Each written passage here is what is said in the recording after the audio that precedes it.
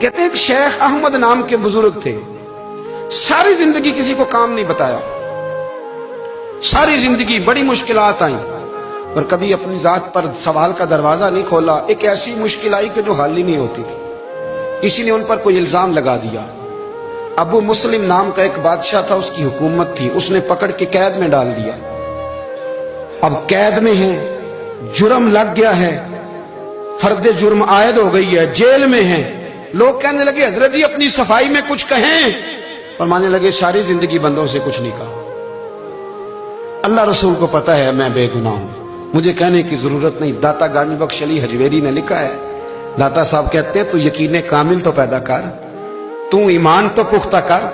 داتا صاحب کہتے ہیں وہ ابو مسلم جو بادشاہ تھا وہ نیک آدمی تھا، اسے رات کو خواب میں نبی کریم کی زیارت نصیب ہوئی اور حضور سید عالم صلی اللہ علیہ وسلم فرمانے لگے تو نے اللہ کا ایک نیک بندہ جیل میں ڈال دیا، ڈر نہیں آتا، وہ تو بے گناہ ہے۔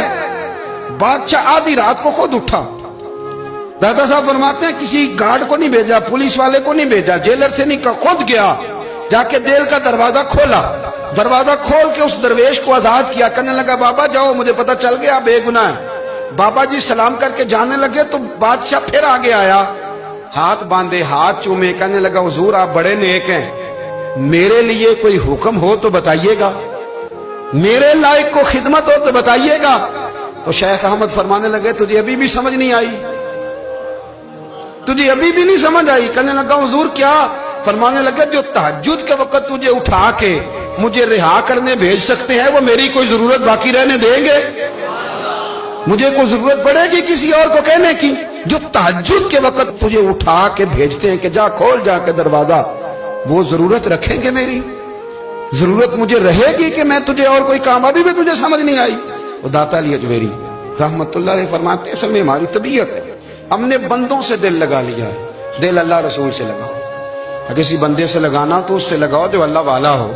آپ فرماتے ہیں کہ اپنی ساری خواہشات اپنے رب رسول سے، آپ فرماتے ہیں کہ اگر اللہ کے حوالے اپنی خواہشات کر دو گے تو رب تمہیں نہ عام لوگوں سے زیادہ عطا کرے گا۔